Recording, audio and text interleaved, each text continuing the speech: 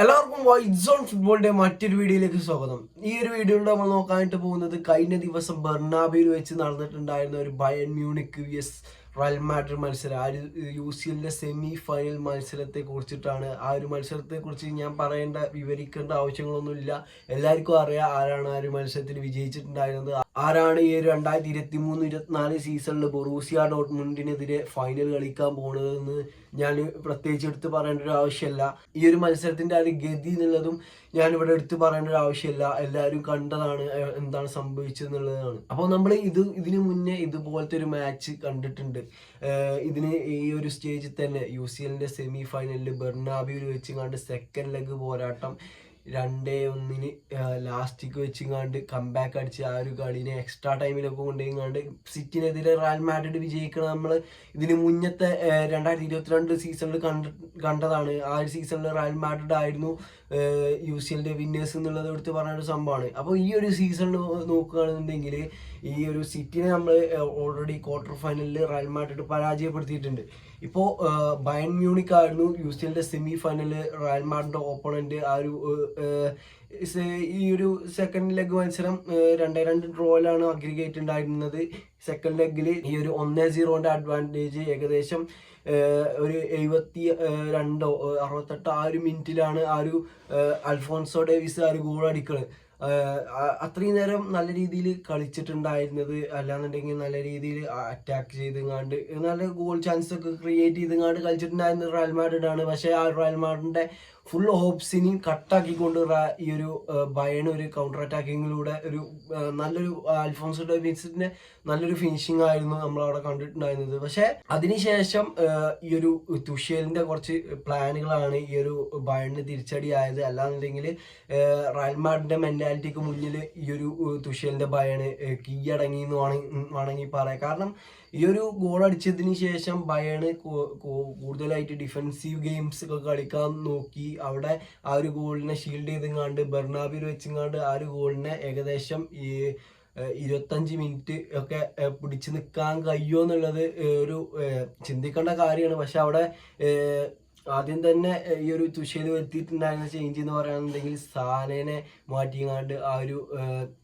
കിമ്മിൻജയിനെ കൊടുങ്ങാണ്ട് ആ ഒരു ബാക്ക് 4 എന്നുള്ളത് 5 ആക്കിങ്ങാണ്ട് ആ ഒരു ഡിഫൻസ് ഗെയിം സ്റ്റാർട്ട് ചെയ്യാണ്. പക്ഷെ അവിടെ പിന്നെ മാറ്റുന്നത് പറഞ്ഞാൽ അപ്പം മൂസിയാല നല്ലൊരു ഈ ഒരു ടൈം ലാഗിങ് ഒക്കെ ഇങ്ങാണ്ട് മൂസിയാലിനെ സബ് ചെയ്തിങ്ങാണ്ട് മുള്ളറിനെ കൊണ്ടുവരുന്ന നമ്മൾ കണ്ടു. അതുപോലെ തന്നെ ഹാരി കെയിനെ മാറ്റി ചൂപ്പ് മോട്ടിങ്ങിനെ ഇറക്കണ നമ്മൾ കണ്ടു. പക്ഷെ ഇവിടെ നിന്നും റയൽ മാഡ്രിഡ് വീണ് കൊടുത്തിട്ടില്ല. അവിടെ റയൽ മാഡ്രിഡിന്റെ ഒരു 2 സബ് ഉണ്ട്, അത് നമുക്ക് പിന്നെ പറയാം. അപ്പോൾ ഈ ഒരു മാച്ചിൽ എടുത്തു പറയേണ്ട പേരുകൾ പറയുകയാണെന്നുണ്ടെങ്കിൽ ഒന്ന് വിനീഷ്യസ് ജൂനിയർ ആണ്, മറ്റൊന്ന് മാനുവൽ ന്യൂയർ ആണ്. ഒരു ന്യൂ ഇയർ ഉള്ളതുകൊണ്ടാണ് ഈ ഒരു ബയണിന് ഫസ്റ്റ് ഹാഫിൽ എങ്ങനെയെങ്കിലുമൊക്കെ ആ ഒരു 0-0 എന്നുള്ള സ്കോറിൽ നിൽക്കാൻ കഴിഞ്ഞിട്ടുണ്ടായിരുന്നത്. അല്ലാന്നുണ്ടെങ്കിൽ ന്യൂയറിന്റെ അങ്ങനത്തെ ഒരു ഫോം ആയിരുന്നു 88ാമത്തെ മിനിറ്റ് വരെ നമ്മൾ ആ ഒരു മത്സരത്തിൽ കണ്ടിട്ടുണ്ടായിരുന്നത്. 88ാമത്തെ മിനിറ്റിന് ശേഷം ന്യൂയറിന്റെ ഫോമും മാറി.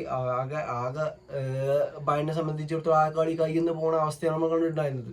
അങ്ങനെ ഈ ഒരു കളിന്റെ 84ാമത്തെ മിനിറ്റിലാണ് ഈ ഒരു ഒസേലൂനി അതുപോലെ തന്നെ ബ്രാഹിം ഡിയാസിനെയും ഈ ഒരു റോഡ്രിഗോക്കും ഫെഡറിഗോ വാൽവർദേക്കും പകരം എങ്ങാണ്ട് ഈ ഒരു ആൻസലോട്ടി കളത്തിലിറക്കിയിട്ടുണ്ടായിരുന്നത്. ആ ഒരു 2 ചേഞ്ചസും വളരെ ഇമ്പോർട്ടൻ്റ് ആയിട്ടുള്ള ഒരു ചേഞ്ചസ് ആയിരുന്നു. അതിനു മുന്നേ ഈ ഒരു ക്രൂസിനെ പിൻവലിച്ച് കണ്ട് മോഡ്രിച്ചിനെയും ഈ ഒരു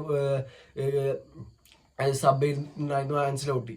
അങ്ങനെ ഈ ഒരു ഒസേലുവിനെ ഇറക്കിങ്ങാണ്ട് ഏകദേശം 4-5 മിനിറ്റ് കഴിഞ്ഞപ്പോൾ തന്നെ ഒസേലു മത്സരത്തിൽ ത്രെഡ് ഉണ്ടാക്കണം നമ്മൾ കണ്ടു. ഈ ഒരു ഒസേലുവിനെ കുറിച്ച് ആ ഒരു മത്സരത്തെ കുറിച്ച് വിവരിക്കുകയാണെന്നുണ്ടെങ്കിൽ ഒസേലുവിൻ്റെ ആ ഒരു മത്സരത്തിൽ ഒസേലു ഈ ഒരു ബയണിന്റെ പോസ്റ്റിൽ ആകെ 2 ടച്ച് നടത്തിയിട്ടുള്ളൂ, 2 ഷോട്ടേ അടിച്ചിട്ടുള്ളൂ, 2 ഷോട്ടേ ഓൺ ടാർഗറ്റിക്ക് പോയിട്ടുള്ളൂ, 2 ഷോട്ടേ ഗോളും ആയിട്ടുള്ളൂ. അങ്ങനത്തെ ഒരു മത്സരമായിരുന്നു ഒസേലുവിനെ സംബന്ധിച്ചിടത്തോളം. ഒസേലുവിന്റെ കരിയറിലെ ഏറ്റവും നല്ലൊരു ദിവസം എന്ന് പറയുകയാണെന്നുണ്ടെങ്കിൽ അത് നമ്മൾ ആ ഒരു സെമി ഫൈനലിന്റെ സെക്കൻഡ് ലെഗ്, അതായത് ഇന്നലെയാണ് ആ ഒരു ഒസേലുവിന്റെ കരിയറിലെ ഏറ്റവും മികച്ച ഒരു ദിവസം. അങ്ങനത്തെ ഒരു ഡേ ആയിരുന്നു ഒസേലുവിനെ സംബന്ധിച്ചിടത്തോളം. നമ്മൾ നേരത്തെ സിറ്റിന്റെ കാര്യം പറഞ്ഞത്, സിറ്റി vs റയൽ മാഡ്രിഡ് മത്സരം സെമി ഫൈനൽ, അങ്ങനെ ആ ഒരു പാരീസിൽ വെച്ച് നടന്നിട്ടുണ്ടായിരുന്ന ലിവർപൂളിനെതിരെയുള്ള ഫൈനൽ കാണാൻ ഓസേലു ആസ് എ ഫാൻ ആ ഒരു മത്സരം കാണാൻ ഓസേലു അവിടെ ഉണ്ടായിരുന്നു.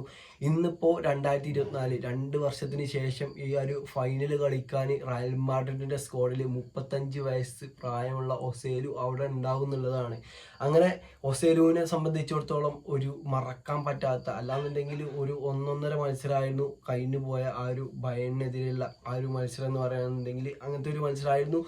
പിന്നെ റയൽ മാഡ്രിഡ് ആ ഇതിൽ കളിയിൽ ഉടനീളം നല്ലൊരു പെർഫോമൻസ് കാഴ്ചവെച്ച് ആ ഒരു man of the match award നേടിയിട്ടുള്ള പ്ലെയറാണ് വിനീഷ്യസ് ജൂനിയറിനെ എന്തുകൊണ്ട് വിനീഷ്യസ് ജൂനിയർ ഗോൾ അടിച്ചിട്ടില്ല എന്ന് പറയുകയാണെന്നുണ്ടെങ്കിൽ അവിടെ മാനുവൽ ന്യൂയർ ഉണ്ടായത് കൊണ്ട് മാത്രമാണ്. അല്ലാന്നുണ്ടെങ്കിൽ ഒരു ഗോള് എന്തായാലും വിനീഷ്യസ് അടിക്കേണ്ട ആ ഒരു മത്സരമായിരുന്നു. നല്ല രീതിയിൽ തന്നെ ആ ഒരു കിമ്മിച്ചിനെയൊക്കെ വട്ടം കറക്കണം നമ്മൾ കണ്ടിട്ടുണ്ട്. നല്ല രീതിയിൽ സ്കില്ല് ചെയ്തുകൊണ്ട് പോണ നമ്മൾ കണ്ടു. നല്ല ഡ്രിബ്ലിങ് ഏകദേശം കുറേയൊക്കെ ഡിലൈറ്റ് പിടിച്ചു നിന്നു. പക്ഷേ ഡിലൈറ്റിനി മറികടന്ന് പിന്നെ വിനീഷ്യസ് ജൂനിയർ പോയി തുടങ്ങി.